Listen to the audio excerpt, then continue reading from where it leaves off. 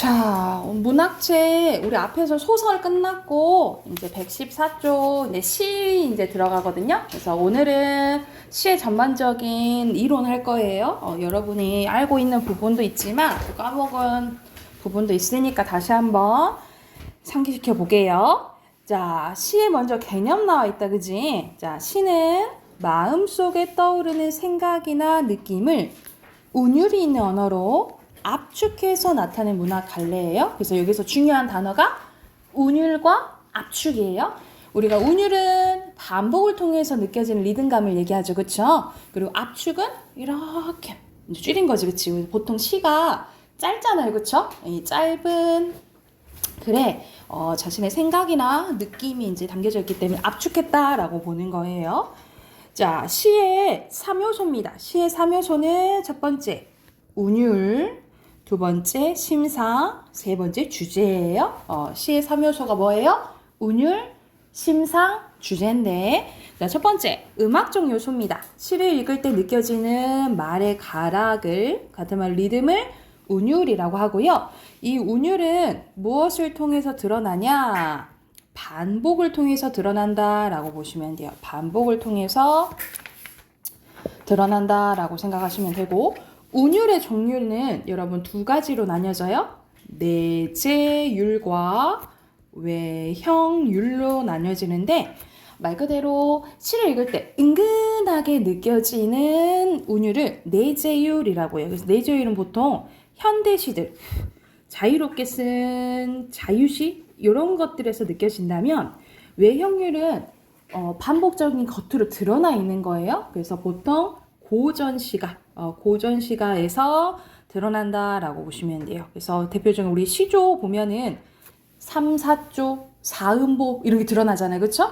이런 것들 통해서 느껴진 운율을 외형률이라고 보시면 돼요. 그래서 운율의 종류는 크게 두 가지 뭐 있다고? 내재율과 외형률이에요. 자, 그 다음에 회화적인 요소입니다. 시를 읽을 때 마음속에 떠오르는 감각적인 느낌, 고로 이미지를 뭐라 한다? 심상이라고 해요. 그래서 우리가 시를 읽으면 어떤 상황인지 떠올려지잖아, 그치? 그것을 심상이라고 보시면 되고, 특히 감각적인 것을 얘기하거든요. 그래서 종류는 우리 오감각 있죠? 오감각, 시각, 후각, 미각, 청각, 촉각 이 5가지 심상에다가 플러스로 공감각적 심상이 있죠. 공감각적 심상까지 또 복합적이라고 얘기하긴 하는데 보통 복합은 이제 언급이 잘 안 되고 공감각적 심상 기억하시면 될 것 같아요. 요거는 하나의 감각이 다른 감각으로 옮겨져 가는 거야, 그지? 그래서 우리가 공감각적 심상은 뭐라고도 보냐면 감각이 옮겨져 가서 감각의 전이라고도 불러요. 그래서 가장 많이 나오는 예가 푸른 종소리죠. 많이 들어봤지, 푸른 종소리?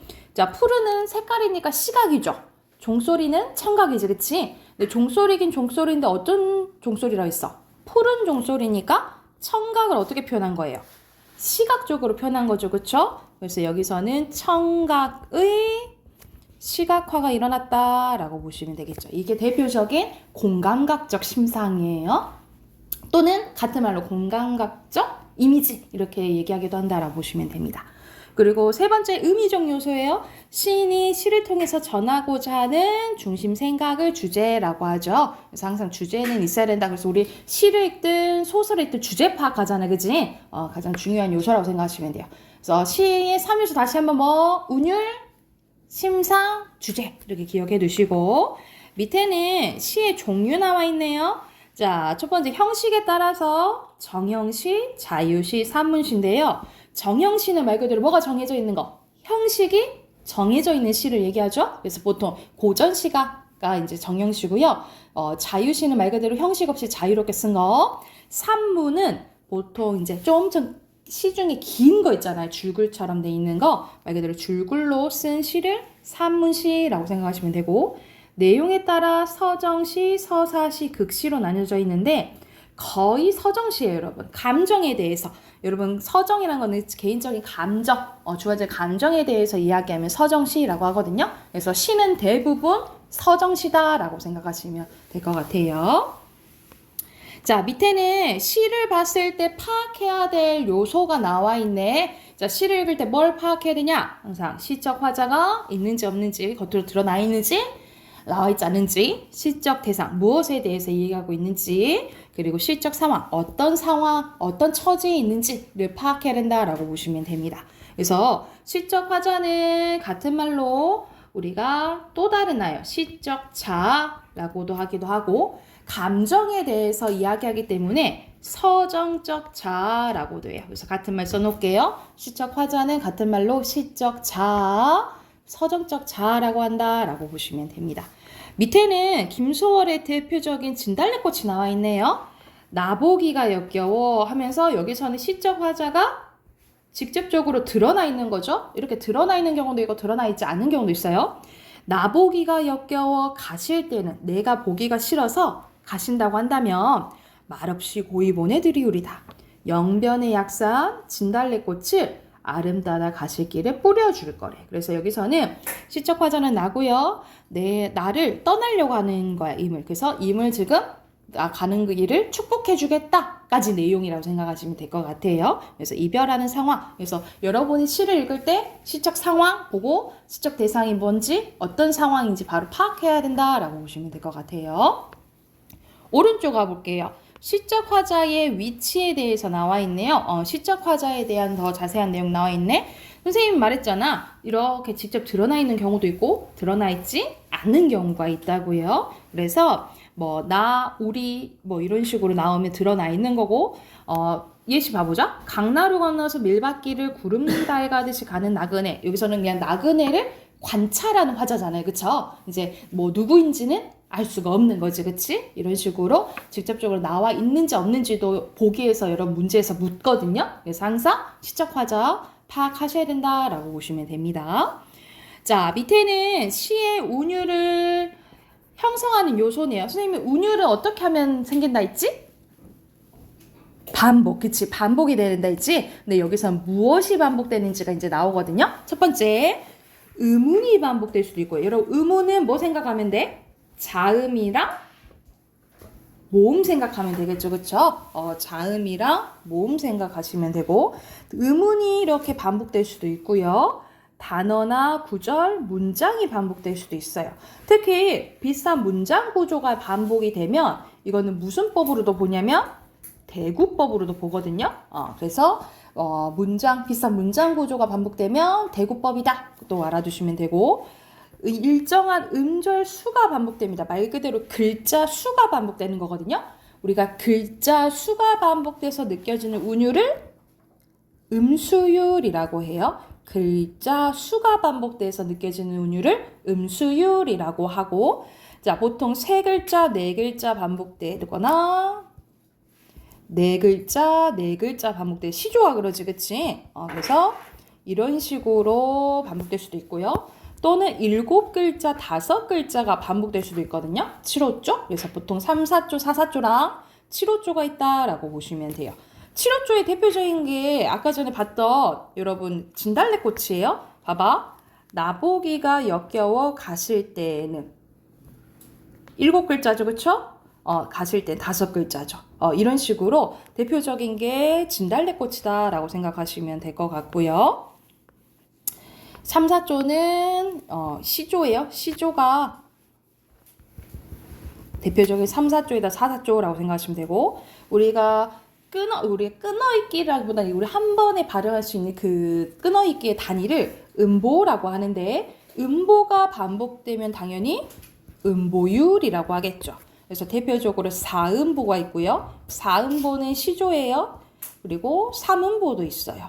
아까 전에 진달래꽃 있죠? 진달래꽃이 대표 중에 3음보예요. 그래서 나보기가 역겨워 가실 때는 세 번 거도 있고 말없이 고이 보내드리리다. 대표적인 3음보가 또 진달래꽃이라고 생각하시면 돼요. 그래서 여러분 7호조나 3음보가 오잖아요. 7호조나 3음보가 오면 우리 전통적인 약간 민요적 율격을 가져다 준다라고 생각하시면 돼요. 7호조나 3음보는 우리 전통적인 민요 느낌 있죠? 민요 느낌을 준다라고 기억해 두시면 될 것 같아요. 그리고 의도적인 시어 번역, 그 시의 글자수를 의도적으로 변형해서 사용할 수도 있어요. 그게 시적 허용인데 예를 들어서 파란을 바란이라던가 빈을 빈 이렇게 얘기를 하던가 이런 식으로 사용할 수도 있고 음성 상징어를 사용하면 또 운율이 생겨요. 왜냐면 음성 상징어는 반복이 되잖아요. 예를 들어서 의성어는 멍멍이라든지 의태어는 뒤뚱뒤뚱 뭐 이러다든지 반복이 되니까 당연히 뭐가 형성된다? 운율이 형성된다 라고 기억을 해두시면 될 것 같아요. 그래서 이제 여러분이 이제 시를 봤을 때 이건 뭐가 반복되네 당연히 이게 운율이 형성되겠네 라고 이제 시를 보고도 파악할 줄 알아야 되겠죠. 그쵸? 그러면은 밑에 네 문제 있잖아요. 네 문제 풀고 넘어갈게요. 바로 있는 네 문제 바로 풀어봅시다. 풀고 답 확인해 볼게.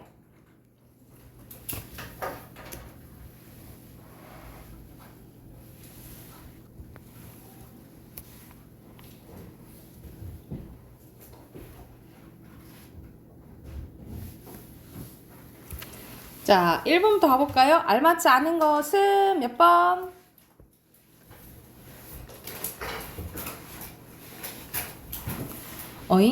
시인이 항상 시적 화자가 되는 거는 아니죠. 여러분, 시적 화자랑 시인은 일치할 때도 있고 일치하지 않을 때도 있어요. 그렇게 기억하셔야 돼요. 그리고 여기서는 일정한 규칙이 있다는 것은 형식이 있다는 소리죠. 정형시고요. 자, 3번에 알맞지 않은 것은 여기서는 직접 드러나 있지 않은 경우도 있잖아. 그치? 2번이에요. 자, 화자는 엄마야, 누나야 라고 했잖아. 그치? 그러면 화자는 남자겠죠? 누나라고 했으니까 남자, 아이 또는 뭐 소년 이렇게 쓰시면 될 것 같아요. 약간 말투가 애기 같잖아. 그치? 자, 뒤로 넘기세요. 뒤로 넘기면 조금 이제 외울 부분이 생겨요, 여러분. 자, 시의 심상은 아까 전에 선생님이 간단하게 말했죠. 그래서 언급만 하고 넘어갈게요. 심상은 읽을 때 마음속에 떠오르는 이미지라 했잖아요. 그래서 선생님이 말했던 오감각 나와 있죠. 오감각에다가 공감각적 심상 보시면 되고요. 이 공감각적 심상은 한 감각이 다른 감각으로 옮겨져 가는 거라 했지, 그치? 그래서 감각의 같은 말 뭐라 한다 했어? 감각의 전이라고 했죠. 옮겨져요. 전이라고 했어요. 그래서 이게 대표적으로 새파란 초생딸이 시리대. 우리 시린 건 촉각이지, 그치? 그래서 시각을 촉각적으로 표현해서 뭐라 한다? 시각의 촉각화. 그래서 무엇을 어떤 감각으로 옮겨갔는지 보셔야 돼요. 자, 밑에 이제 시의 표현이 중요합니다, 여러분. 시의 표현이 중요해. 자, 가장 우리 시에서 때려야 뗄 수 없는 게 시에서 꼭 거의 나오는 게 비유 표현이잖아요. 비유학인데 자, 여러분 비유는 내가 표현하고자 하는 대상을 다른 대상에 뭐 하는 거? 빗대는 걸 얘기를 해요. 그래서 내가 표현하고자 하는 대상 있죠. 내가 표현하고자 하는 대상을 뭐라 하냐면 원관념이라고 하고 내가 빗대는 대상 있죠. 내가 빗대는 대상을 보조관념이라고 해요. 내가 표현하고자 하는 대상을 원관념, 빗대는 대상을 보조관념이라고 합니다. 보조관념. 그래서 보통 A는 B다 이렇게 비유를 하는 거죠. 그렇죠? 그래서 첫 번째 직유법입니다. 직유법은 직접 빗대는 거야. 뭐뭐처럼, 뭐뭐같이, 뭐뭐인 듯이, 뭐뭐인 양이라는 말을 사용해서 직접 빗대는 걸 직유법이라고 하고요. 그래서 A는 B같이, A는 B처럼 이렇게 표현하는 거죠. 은유법은 A는 B다 라고 표현하는 거예요. 직유법이 직접이라면 은유법은 간접이라고 보시면 돼요, 여러분. 간접이라고 생각하시면 되고. 자, 의인법입니다. 의인법은 사람이 아닌 것을 사람처럼 표현하는 거예요. 근데 이것보다 더 큰 개념 있죠. 무생물을 생물처럼 표현하는 게 있는데 그거는 여러분 추가해서 써놓을게요. 화류법이에요. 화류법. 화류법은 무생물을 생물처럼 표현하는 거다라고 생각하시면 될 것 같고요. 그래서 의인법보다는 개념이 좀 더 큰 거라고 생각하시면 돼요. 그러니까는 스스로 움직일 수 없는 것을 스스로 약간 움직이게 표현할 때 그때 이제 활유법이라고 생각하시면 되고요. 여러분 비유하기에 하나 더 있어. 대유법 쓸게요, 여러분. 대유법. 자, 대유법은요. 어떠한 대상의 속성이나 어떠한 대상의 부분으로 전체를 나타낸 걸 대유법이라고 해요. 대유법이라고 해요. 자, 예를 들어서 방 안에 들여다봤더니 다리가 4개 있더라 라고 해. 그럼 다리가 4개 있다는 소리는 사람이 2명 있다는 소리잖아. 그치? 이런 식으로 어떠한 일부분으로 전체를 나타내는 걸 대유법이라고 해요. 예를 들어서 뭐 강과 산이지만 크게 보면 자연으로 해석하거든요. 그러면은 강과 산은 자연의 일부분이잖아. 그치? 이게 부분으로 전체를 나타내는 거 무슨 법이란다고? 대유법이라고 해요. 그래서 여러분 비유하기에는 직유, 은유, 의인뿐만 아니라 모두 기억해야 돼. 화류랑 대유도 기억하셔야 돼요. 다 비유하기에 속해요. 비유하기. 그리고 여기서는 나중에 따로 상징이 나와 있네요, 여러분. 상징은 뭐라 생각하시면 되냐면 추상적인 개념을 구체적인 사물로 표현하는 거라고 생각하시면 돼요. 눈에 보이지 않는 것을 눈에 보이게끔 표현하는 거야. 그래서 대표적으로 우리가 비둘기 뭐 상징한다 하죠? 이거 반대로 써버렸네. 평화 상징한다 하죠. 그쵸?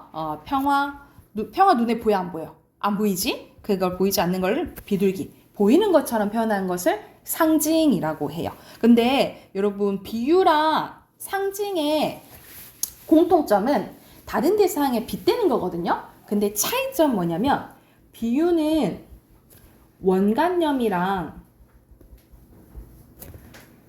보조관념이 다 나타나요. 다 나타나거든요. 그래서 1대1로 대응이 된다라고 보시면 된다면 상징은 시에서 원관념이 안 나타나요. 그리고 뭐만 나타나냐면 보조관념만 나타나. 시에서 안 나타나고 시에서는 원관념이 안 나타나. 그래서 우리가 보조관념을 보고 원관념을 추론해야 되는 거예요. 그래서 예를 들어 시에서는 비둘기가 나와. 근데 전체적인 내용 보니까 비둘기가 평화 의미하는 거구나 하면서 추론하게 하는 게 좀 추측해야 되는 게 상징이라고 보시면 돼요. 그래서 상징은 원관념이 완전히 드러나 있지 않기 때문에 다양하게 해석될 수 있거든요. 그래서 어떻게 생각하시면 되냐면 1대 다로 해석된다라고 생각하시면 돼요. 비유는 대응이 1대1이라면 상징은 1대 다라고 생각하시면 될 것 같아요. 그러니까 말 그대로 다양하게 해석될 수 있다라고 기억해 두시면 될 것 같아요.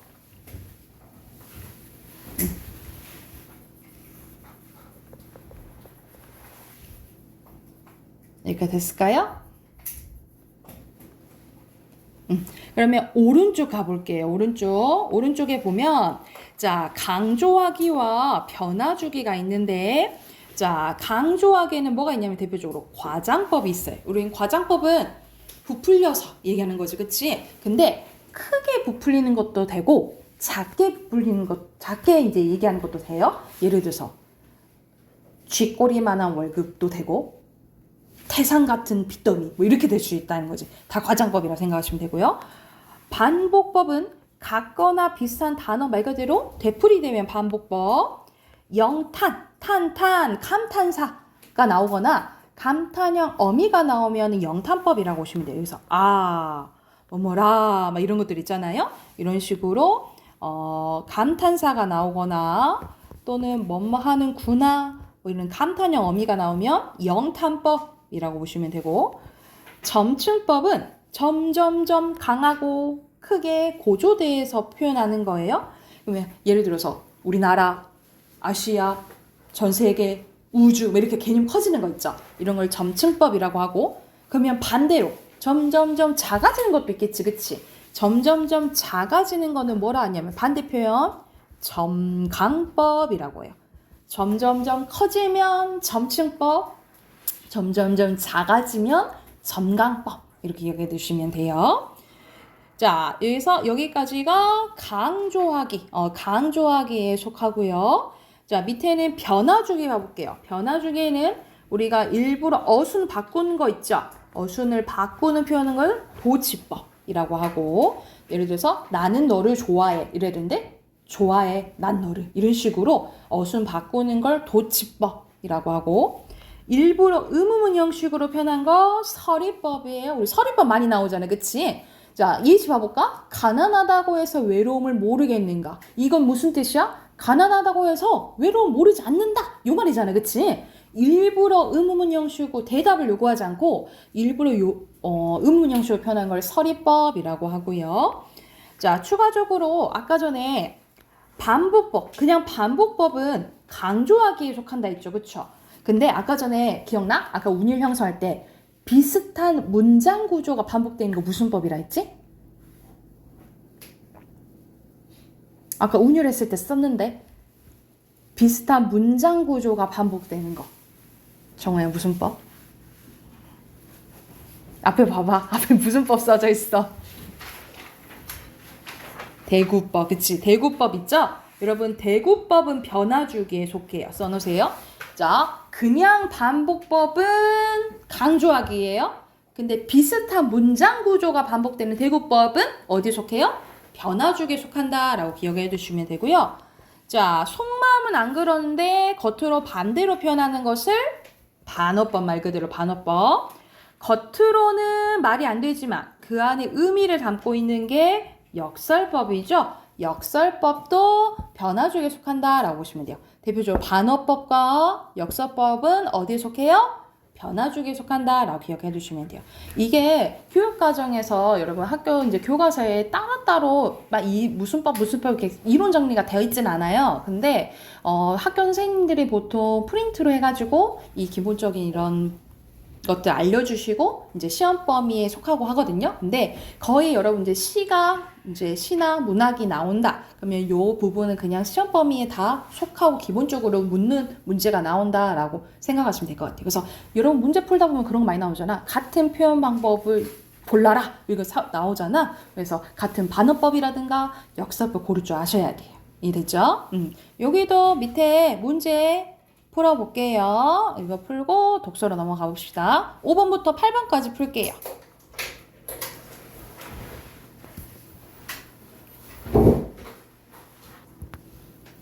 자, 1번에 각각 심상 쓰는 거네요. 어둡고 밝은 색깔 나왔잖아요. 그치? 시각적 심상이고요. 서늘함, 촉각, 푸른 휘파람이지. 그치? 그러면은 소리니까 청각을 시각적으로 표현한 거죠. 공감각적 심상이에요. 자, 비유의 다른 방법은 같이, 듯, 처럼, 양. 다 연결어가 있는데 뭐는 없어? 2번은 없죠. 2번만 은율고 나머지는 지규법이에요. 자, 7번에 그곳이 차마 꾸맨들 이칠리야. 그곳이 차마 꾸맨들 이칠리가 있겠냐 이 말이 잊혀지지 않는다 이 말이죠. 일부러 의문문 형식으로 표현한 거예요. 서리법이고요. 자, 찬란한 슬픔의 보물. 여러분 찬란하다는 건 반짝반짝 빛나는 걸 얘기하거든요. 슬픔은 말 그대로 부정적인 거죠. 이런 식으로 긍정적인 거랑 부정적인 거나 아니면 어울리지 않는 단어가 연달아 왔을 때 역설법이라고 봐요. 그래서 여기서는 4번입니다. 됐나요? 자, 여기까지 하고 도끼문학 꺼낼게요. 오늘 과학 5 할 차례예요. 90쪽입니다.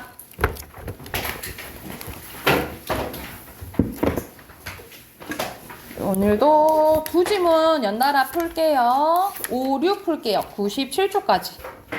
97쪽까지 한 번에 풀고 지문 선생님이랑 같이 한번 봐볼게요.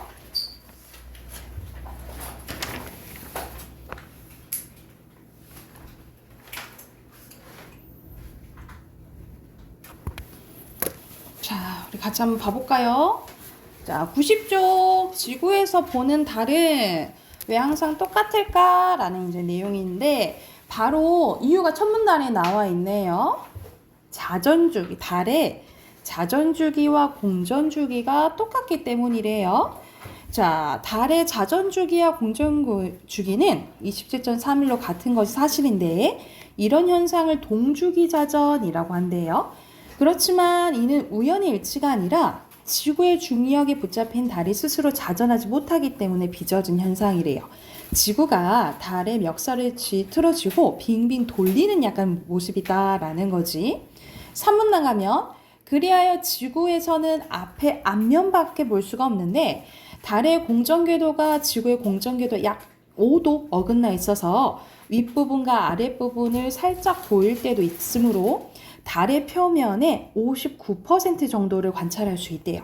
그런데 지구에서 관찰 가능한 달의 앞면뿐만 아니라 뒷면에 포함한 달의 전체 지형도 이미 오래전에 완성되었는데 탐사선을 이용해서 직접 이제 가봤기 때문이라는 거지.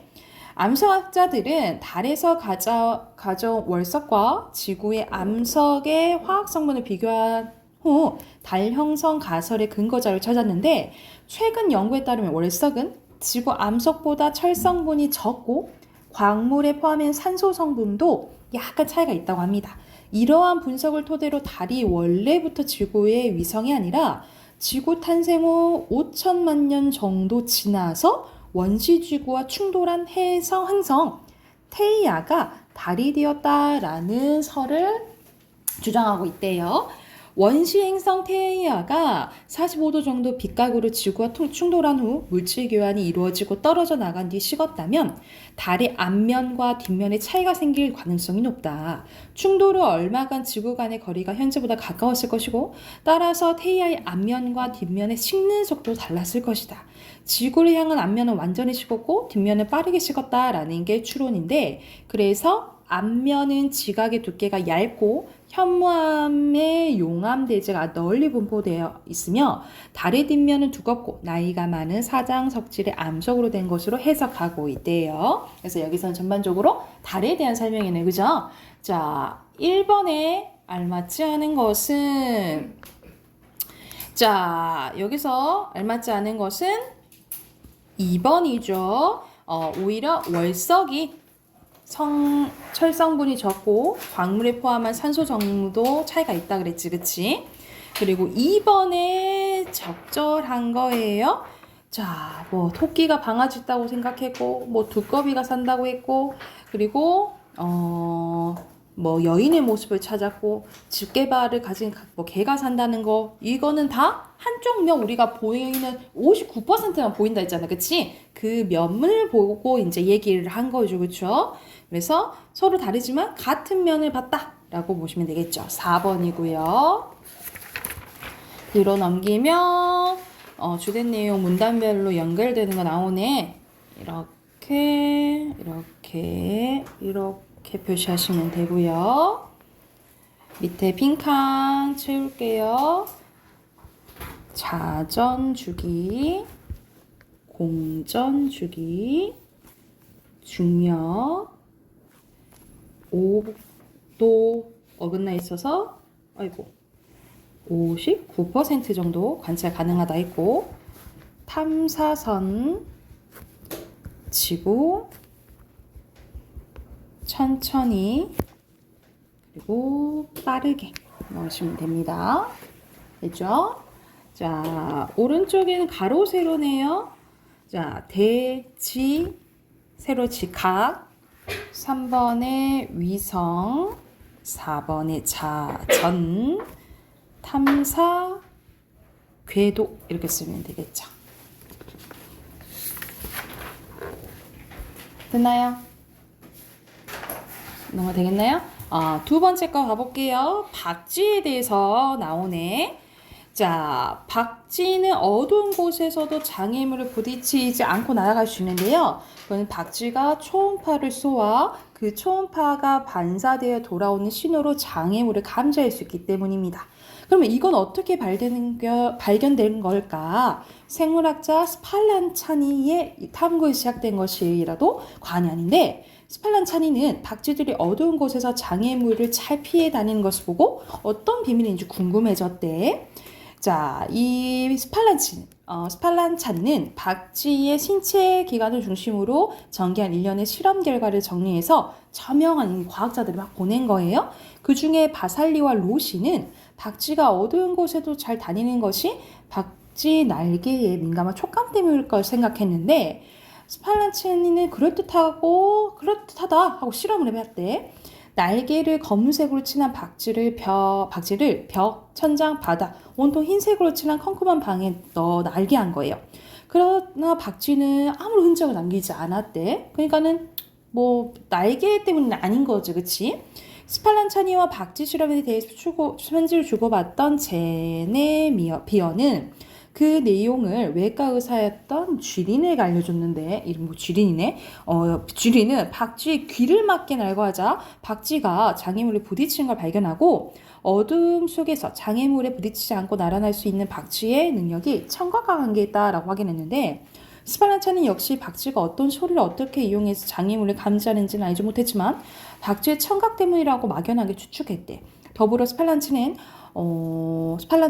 박쥐가 날개를 퍼덕일 때 생기는 공기 흐름이 주위의 장애물에 반사되어 돌아오는 것을 얼굴에 있는 6번째 감각으로 느낄 수 있지 않을까, 이런 이제 생각까지 하게 된 거예요. 그러나 당시 권위 있는 동물학자였던 퀴비에는 이런 스팔란차니의 생각에 동의하지 않았대. 퀴비에는 인간의 감각 범위에서 벗어나는 물리적 실체의 토대를 둔 스팔란차니의 생각의 허무맹랑한 것이라고 치부해버렸는데, 퀴비에는 민감한 촉각기만 가지고도 박쥐 행동을 충분히 설명할 수 있다라고 이제 주장을 한 거예요. 박쥐에게는 열, 추위, 저항을 감지할 수 있는 온갖 촉각기가 분포되어 있기 때문에 그것으로 충분히 주변을 알 수 있다라는 거였지. 그래서 이 사람이 되게 저명하니까 이걸 이제 사람들이 믿었던 거죠. 그래서 박쥐가 초음파를 사용한다는 사실이 알려진 거는 피어스가 초음파를 감지할 수 있는 장치를 개발한 이유였는데, 피어스는 그리핀과 함께 박쥐가 인간이 듣지 못하는 높은 주파수의 소리를 내보내는 것을 확인한 거예요. 그래서 아무래도 이 퀴비아가 아니었다면 더 빨리 발견되지 않았을까라는 이제 내용이 아니었을까 싶어요. 그렇죠?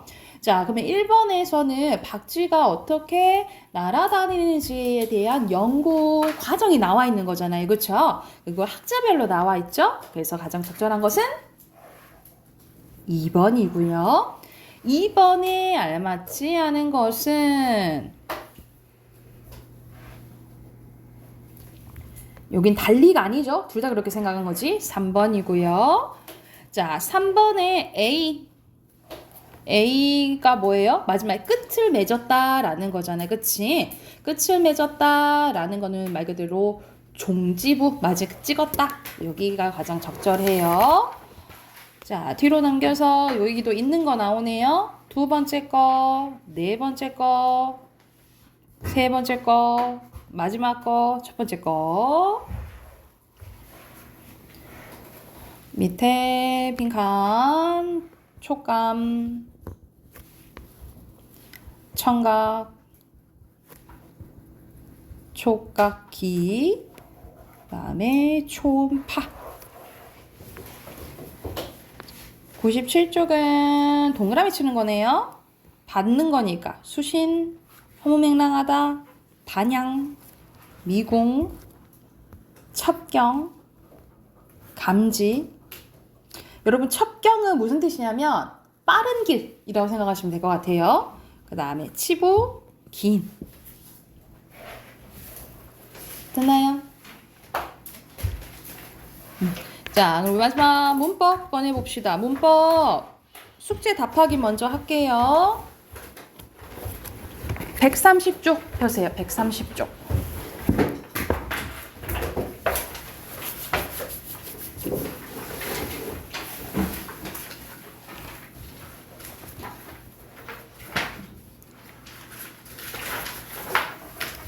자, 130쪽 보면은 자, 1번에 알맞지 않은 것은 여기서는 4번이죠. 참신하고 개성적인 느낌을 주는 것. 근데 이건 사회 방언 전반적인 것에 대한 설명이잖아. 근데 참신하고 개성적인 느낌을 주는 거는 뭐라고 볼 수 있냐면 사회 방언 중에 뭐 유행어는 그렇게 볼 수도 있을 것 같아요. 근데 일상생활에서 자주 사용해야 되는 거 굳이? 아니죠. 필요할 때 쓰면 되는 거지, 그치? 1번에서 4번이고요. 자, 고유어 선생님 한자어, 외래어 이렇게 표시할게. 고유어, 외래어, 한자어, 고유어, 고유어. 고유어는 시나브로는 조금씩 천천히 가까워지는 거 얘기해요. 그 다음에 공원, 공원, 빵, 세상, 고생, 생각, 모니터, 샌드위치 이렇게 하시면 되겠죠?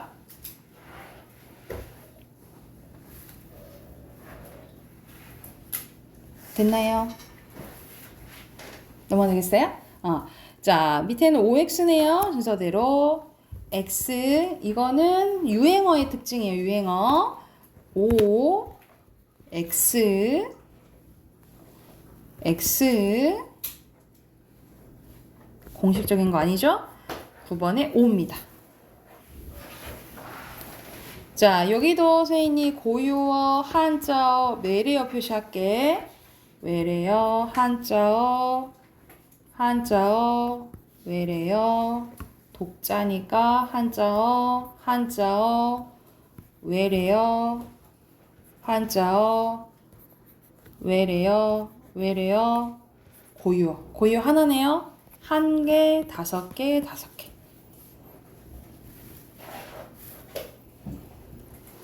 약간 고유어인지 한자어인지가 좀 힘들죠? 고유어, 한자어 이거 그러니까 예시를 잘 많이 보셔야 돼요. 11번에 이건 전문어죠. 전문어니까 4번입니다.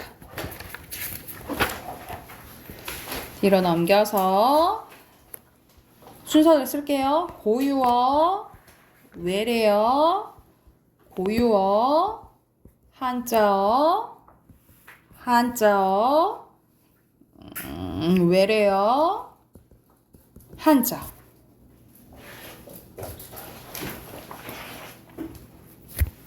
또 고유어, 한자어, 외래어 표시할게요. 외래어, 고유어, 감기니까 한자어, 고유어, 고유어, 편지니까 한자어, 버스 외래어, 사과, 한자어예요. 앙코르 외래어, 누나 고유어, 우유 한자어, 인생 한자어, 길잡이 고유어. 되나요? 자, 9번에 한자어로 바꾼 거 적절하지 않은 것은 이런 변형은 말 그대로 형태를 바꾸는 걸 얘기를 해. 그래서 여기서는 3번이 잘못됐어요. 10번에 알맞지 않은 것은 2번이죠. 전국방송에서 사용되는 것은 표준어 사용해야겠죠? 그리고 11번에 또 전문어네, 그치? 전문어에 대한 설명으로 여기서 알맞지 않은 것은 비밀 유지는 은어에 대한 설명이죠? 5번입니다. 됐나요? 그럼 우리 앞으로 가볼게요. 오늘 할 부분은 문장 성분입니다.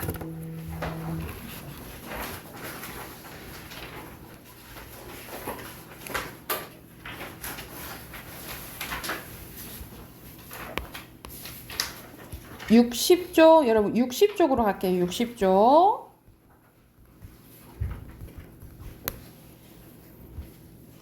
자, 문장 성분인데 우리 앞에서는 계속 어휘했잖아요. 그치? 품사했고 우리가 이제 품사가 시험 범위인 친구도 있었지만 이제 기말인 친구도 있고 품사를 했었고 그다음 이제 어휘 했었어요. 고유어, 외래어 한자 했었고 사회방언, 지역방언 했었죠.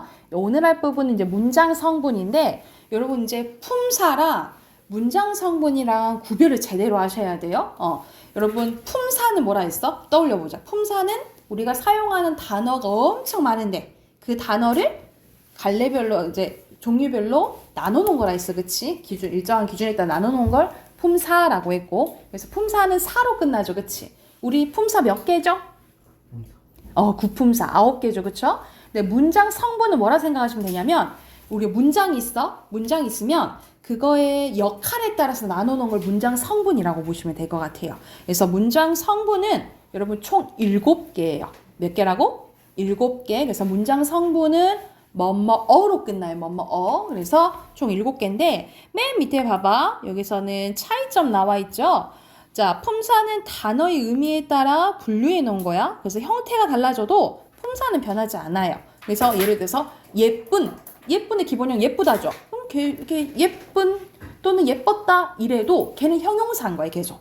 근데 문장 성분은 문장 안에서 단어의 어떤 역할을 하는지에 따라서 이름을 붙여가지고 이건 띄어쓰기와 일치하는데 아까 선생님이 예쁘는 형용사라 했잖아, 품사, 그치?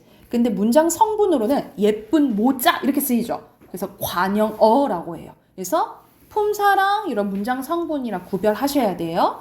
자, 먼저 오늘 할 부분은 주성분입니다. 자, 문장 성분은 크게 3가지로 나뉘어지거든요. 여기서 나오는 주성분과 부속성분과 그리고 독립성분으로 나뉘어지거든요. 그래서 오늘은 우선은 주성분 해볼게요.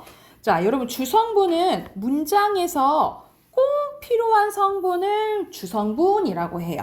그래서 문장을 구성하는데 필수적인 성분으로 뭐가 있냐면 주어, 서술어, 목적어, 보어가 있습니다.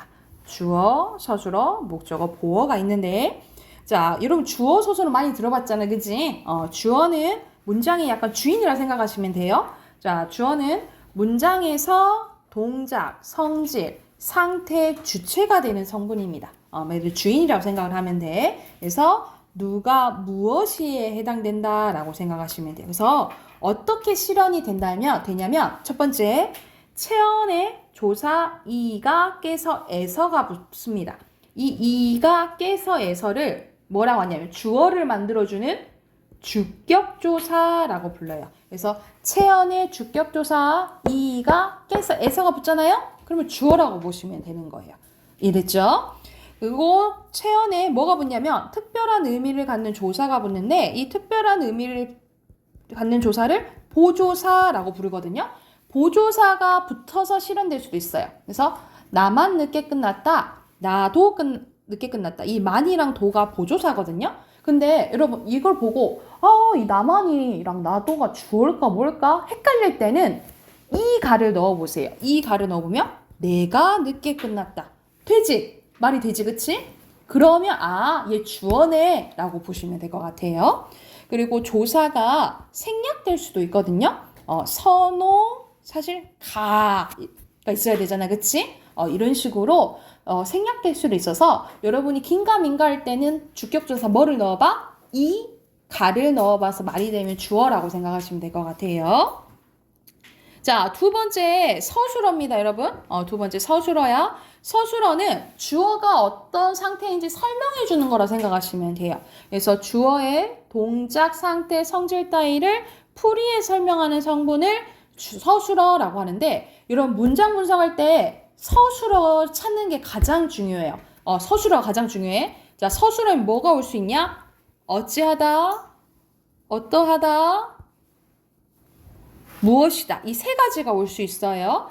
자, 어찌하다라는 건 행동이죠. 그쵸? 그래서 어찌하다는 뭐가 오는 거냐면 움직임을 나타내는 동사가 오는 거고요. 그리고 어떠하다는 상태나 채원아 집중하고 있지? 어떠하다는 형용사를 얘기를 해요. 어떠하는 상태 성질이니까. 그리고 무엇이다는 이다 얘기하는 거죠. 얘는 뭐야? 서술격 조사 이다 올 때 얘기하거든요. 그래서 여러분 서술어에는 3가지 뭐가 올 수 있는 거야? 동사, 형용사, 서술격 조사, 이다가 올 수 있는 거거든요. 그래서 문장에서 항상 이걸 찾을 줄 알아야 돼요. 그래서 밑에 나와 있죠? 용언 자체가 서술어가 될 수 있어요. 용언은 뭐 얘기하는 거야? 형용사랑 동사 얘기하는 거고요. 체언의 조사, 이다가 합쳐서 실현됩니다. 이때 이다는 뭐라 부른다고? 서술격 조사라고 부른다고요. 자, 오른쪽에 잠깐 보고 넘어갈게. 오른쪽에 보면 서술어의 자릿수 보이거든요. 서술어의 자릿수 보이는데, 자, 우리가 이거는 영어에 여러분 5형식 배웠죠. 그거랑 약간 비슷하다고 생각하시면 되는데, 자릿수는 한 자리 서술어, 두 자리 서술어, 세 자리 서술어가 있어요. 이건 뭐냐면 필요로 하는 문장 성분 개수를 얘기해요. 한 자리 서술어는 주어만 필요한 거야. 예를 들어서 높다, 산이 높다. 산이가 필요하지, 그치? 이 주어만 필요한 게 한 자리 서술어. 두 자리 서술어는 주어나 목적어가 필요하거나 또는 주어나 보어가 필요한 게 두 자리 서술어거든요. 예를 들어서 산다, 형이 준비물을 산다. 주어, 목적어 필요한 거고, 아니다는 주어, 보어가 필요한 거예요. 이런 식으로 두 가지 성분이 필요하면 두 자리 서술어고요. 그럼 세 자리 서술은 세 개가 다 필요한 거겠죠? 보통 주어, 목적어, 부사어라고 생각하시면 될 것 같아요. 썼다는 나는 주어, 할머니께 부사어, 편지를 목적어. 다 필요로 하는 성분을 서술어를 세 자리 서술어라고 한다라고 생각하시면 될 것 같아요. 이해됐나요? 그래서 세 자리 서술어까지 있어요. 국어에는.